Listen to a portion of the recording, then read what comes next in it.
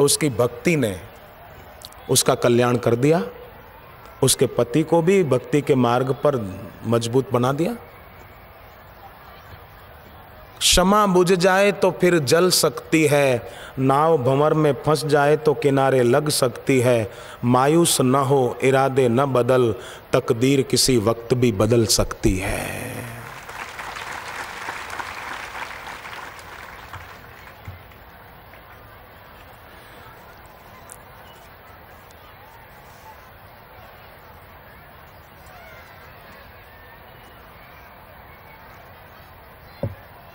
ये भारत भूमि है, भारत भूमि में हमारा जन्म हुआ है।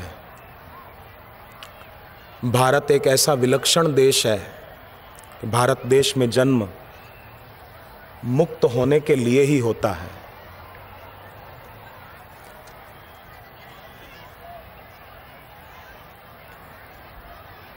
विष्णु पुराण में आया है, तत्रापि भारतम श्रेष्ठम, ये भारत भूमि बड़ी श्रेष्ठ भूमि है। विष्णु पुराण का वचन है,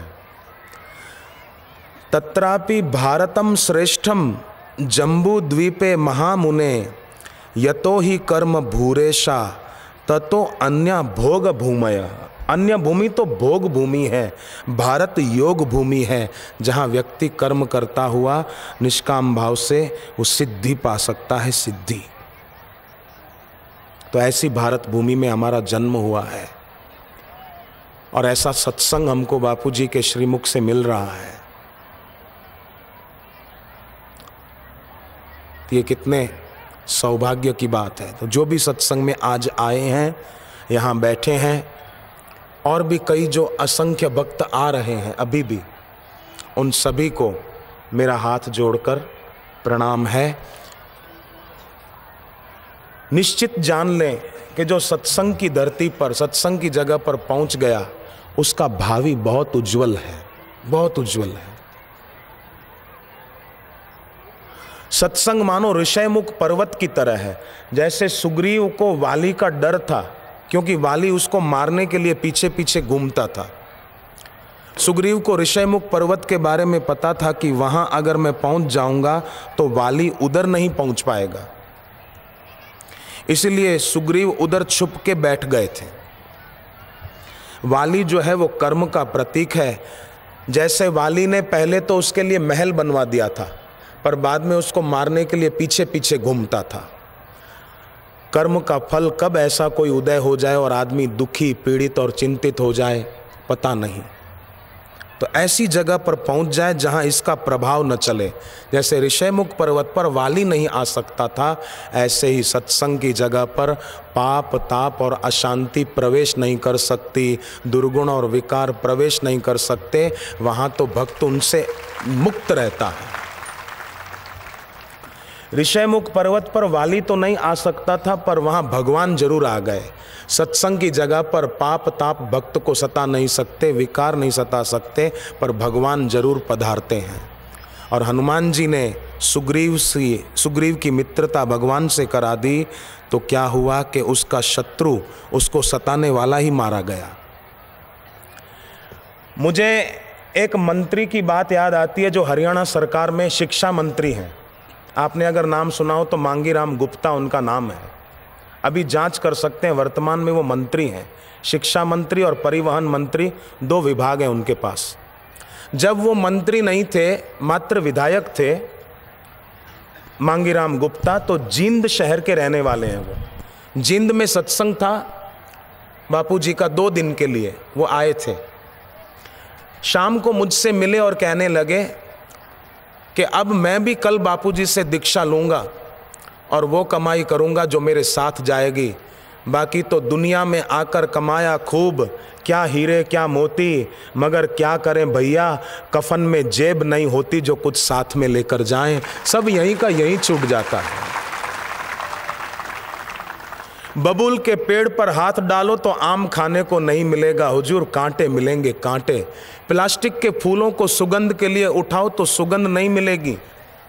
अंधेरा हो तो दिए के चित्र लटका देने से उजाला नहीं हो जाएगा, दिया जलाना पड़ेगा। तो बोले मैं भी कल दीक्षा लूँगा। मैंने कहा बहुत अच्छा, विधायक होने के बावजूद भी आपको दीक्षा लेने की इच्छा हो रही है, भगवान की आप पर बड़ी कृपा है। और उन्होंने दीक्षा ली, सुबह 6 बजे आके बैठ गए थे। फिर जब थोड़े दिनों के बाद चंडीगढ़ में सत्संग था, मुझे मिले और आंखों में आंसू थे उनके, मैं सच कह रहा हूं, बिल्कुल आंख में आंसू थे उनके, और कह रहे थे कि बापूजी से दीक्षा लेने के बाद जो मेरा विरोध करते थे और मेरे मार्ग में रोड़े अटकाते थे, विघ्न डालते थे, वही अब मेरे से मित्रवत व्यवहार करते हैं, मेरे अनुकूल होने लग गए। बोले ये तो मैंने कभी नहीं सोचा था कि ऐसा भी हो जाएगा, पर ऐसा हुआ। और आज की तारीख में वो विधायक नहीं पर शिक्षा मंत्री और परिवहन मंत्री हैं। अभी भी कई बार उधर सत्संग होता है हरियाणा की तरफ या चंडीगढ़ में, तो वो आते जरूर हैं।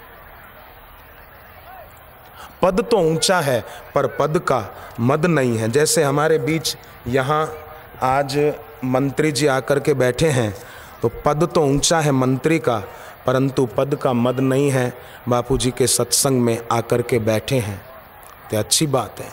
सत्संग में जाना कितना अच्छा है। सदा सत्संग में जो आते रहेंगे, विवेकी स्वयं को बनाते रहेंगे। मिलेगी नहीं शांति उनको कभी भी, जो परमात्मा को भुलाते रहेंगे। उनको शांति क्या मिलेगी, उनको तो अशांति मिलेगी। जैसे किसी को प्यास लगी हो और वो पानी के तरफ न जाकर अग्नि के तरफ जाए, तो सोचो प्यास कैसे मिटेगी, प्यास बढ़ जाएगी। सुगंध चाहिए पर कंकड़ हाथ में उठाए तो सुगंध कैसे मिलेगी। ऐसे ही शांति चाहिए पर फिल्म में जाए, सुख चाहिए पर बार में जाए, वाइन पिए तो कैसे मिलेगा। सत्संग में आए तो सब मिलेगा। पहले के जमाने में बड़े बड़े राजे महाराजे भी राजपाट का गर्व छोड़कर सत्संग में जाकर बैठते थे। भगीरथ राजा भगवान राम के पूर्वजों में हुए। गंगा को धरती पर लाने का उन्होंने कितना बड़ा कार्य करके दिखाया था, पर फिर भी ऐसी नम्रता के धनी कि गुरु त्रितल ऋषि के चरणों में गए और सत्संग सुना। सत्संग और भक्ति से कितना लाभ होता है, शब्दों में वर्णन कर पाना संभव नहीं है। मच्छर कितनी भी उड़ान भरे पर आकाश को माप नहीं सकता कि कितना विशाल है। गरुड़ कितनी भी ऊंची उड़ान भरे पर आकाश की ऊंचाई चौड़ाई वो कभी माप नहीं सकता कितना है, विशाल है। हरि अनंत, हरि कथा अनंता, वो अनंत है, उनकी महिमा अनंत है। कौन शब्दों के द्वारा गा सका आज तक। कहो कहाँ लगी नाम बड़ाई, राम न सकहीं नाम गुण गाई। भगवान भी नहीं गा सकते, ऐसी महिमा है।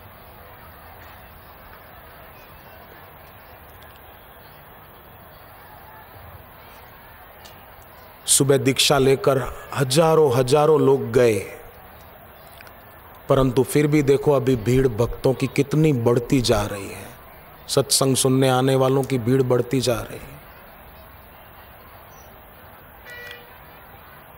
सत्संग में इतने भक्तों की उपस्थिति और शांति देखकर अंदाजा लगाया जा सकता है कि हमारे भारत देश का भविष्य कितना उज्जवल है, हमारे भारत देश का भावी कितना अच्छा है।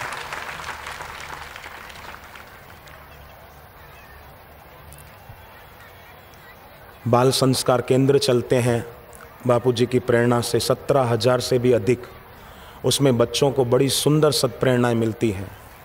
बम्बई में मुलुंड एरिया है, वहाँ बाल संस्कार केंद्र जो चलाते हैं, वहाँ से मुझे पता चला कि एक लड़के को हार्ट के वाल में छेद था। डॉक्टरों ने कहा था कि कुछ हो नहीं सकता। अभी इसकी उम्र भी कितनी है, बच्चा कमज़ोर होता जा रहा था। तो माँ बाप उसको वहाँ जो बाल संस्कार केंद्र चलता था वहाँ ले जाते थे। बच्चा वहाँ ध्यान सीखता, बापूजी की ध्यान की सीढ़ी चलाते थे वो लोग, प्राणायाम करता। फिर जप की महिमा सुनी, उसने मंत्र भी लिया सत्संग में आकर। आप विश्वास कीजिए, मैं बिल्कुल सच बोल रहा हूँ, मात्र 2 वर्ष में बच्चे के हार्ट का जो छेद था वो ठीक हो गया। अभी वो बच्चा बड़ा रुष्ट पुष्ट और बलवान है। केवल वहाँ बाल संस्कार केंद्र में जाता था, 2 साल में उसका स्वास्थ्य ऐसा बढ़िया हो गया। अभी कोई तकलीफ नहीं है।